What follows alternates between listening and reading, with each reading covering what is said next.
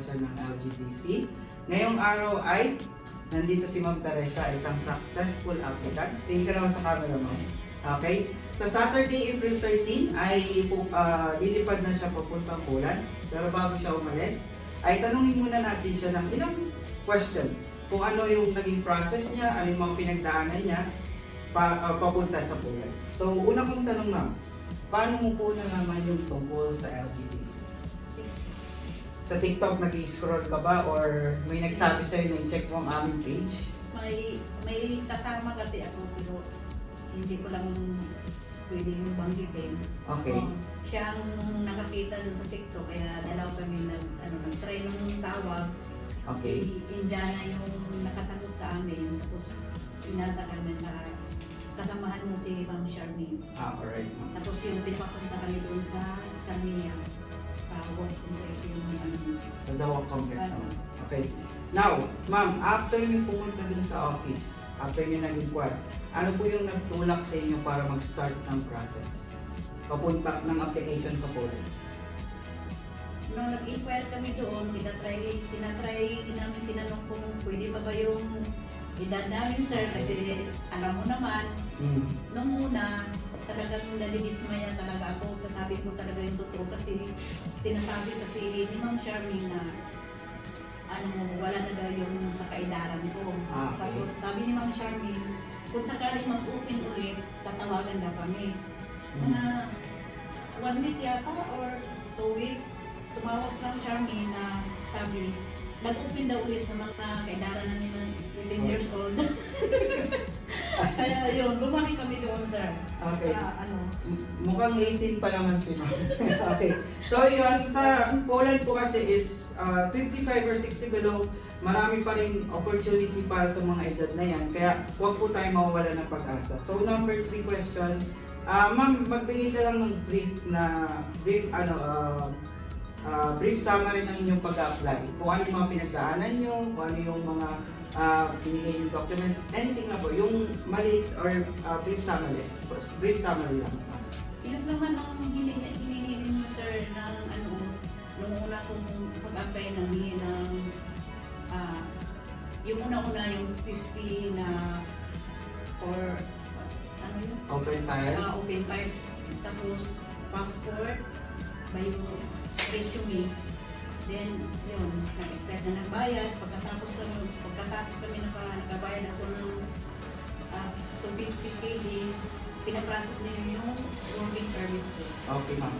About sa iyong pag-apply, ma'am, ano yung mga pinagdaanan mo, yung mga hinintay mo or yung mga in-expect mo, yun lang, ma'am. Ano yung mga ganun mo? Ano yung mga inano mo sa application na in-expect mo or yung mga hindi mo in-expect or yung mga problem, basta yung mga nakita mo or yung umano dun sa application natin. Yung naman, hindi naman ako masyado ding nahirapan sa mga hinihingi yung dokumento kasi nagkakataon kasi na yung pabakasyon kasi ako papunta sa Pilipinas kaya madali itong naibigay sa inyo kung ano yung hinihingi ninyo. Kasi nandoon na kasi sa akin hawak na. So sa mga documents po kasi na mga kailangan natin, is very student naman po. Madali lang i-assist naman po namin kayo at sasabihin naman lang po sa inyo bago kayo mag-start ng application kung ano yung mga documents na kailangan yung ibigay sa amin para sa application. So, next question po, paano nakatulong ang LGTC sa inyong pag-apply? Laki naman pasalamat ko sa agency ninyo kasi talagang nag-guide kayo kasi tuwing may inaano kayo na gano'n na kukuha kayo ng gano'n na mga requirements. Bago ako kikilos, dadaan talaga muna ako sa inyo dito, napupunta ako dito na ito ba yung ma'am, ganito ba yung tapos yun, nag-a-assist talaga kaya salamat din talaga sa pag-LGTC na talagang nag-a-assist kayo sa mga aplikante ninyo. Okay. Very helpful naman po yung mga admin namin immigration advisor sa pag-apply niyo. Oo, walang kahit yung ibang lahi, hindi. Okay. Walang pinipili na talagang hanga naman ako sa kasi ina-assist talaga niyo yung mga aplikante niyo. Okay. Ma'am, maraming salamat po. Last 2 question. Ilang buwan yung naging process ng inyong pag-apply? Total po, simula una hanggang huli. Yung sa sa akin naman, nag-start naman ako nag-apply sa inyo, July. Tapos yun, bago ako pauwi ng Pinas, tumawag kayo sa akin na marami na yung working permit ko, ubos. Tapos nung pagbalik ko, nag-report ako kagad ko kasi September 22, nandito na rin ako. Tapos hindi rin nagtagal yun, binigay na ninyo yung kasi nandito na rin yung working permit ko. November 29, nagpulan in kasi ako. Pagka December 14, dumating na yung visa ko. Ay. Naawa naman din ang Diyos. So yun ma'am, ulitin ko ma'am, ilang taong ka na ulit? 48. 48. So yun na po ulitin ko sa mga applicants dyan, huwag po tayo mawalan ng pag-asa. Oo, wag kayo mawala ng pag-asa. Tingnan niyo ako, tanda-tanda ako na. So yun po. Last question ma'am, may recommend mo ba ang LTTC sa ibang nagnanais na mag-apply sa Poland or sa ibang bansa? Para sa akin, kung kayo na may gusto mag-ano, ang ano talaga nila kasi talagang hindi sila nagpapabaya sa mga aplikante nila. Ano naman sila talagang nag-assist. Kung medyo may kaidaran ako dyan, huwag kayo mawala ng pag-asa. Oo. Ganun talaga eh. Basta para sa akin, ayos naman yung ano nila. May ibang lahi, ano kalahi natin, talagang nag-assist sila.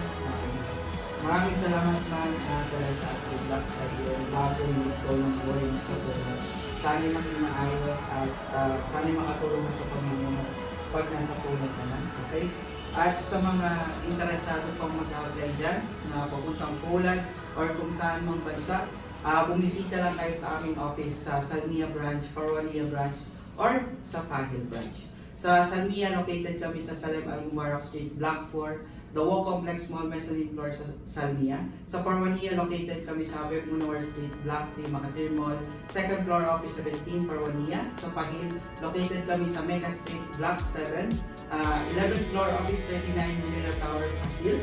O di kaya, kontakin ang aming telephone number 2200-8278. Ma'am, muli po, good luck at enjoy niyo po ang bagong ito ng buhay niyo at sana po ay mapulitin din pa kung ano pa man po ang plano sa buhay. Thank you po Ma'am Teresa. Salamat. Okay. Muli ang pangalan ko po ay Mr. David, Immigration Advisor ng LGTC, your gateway to better living.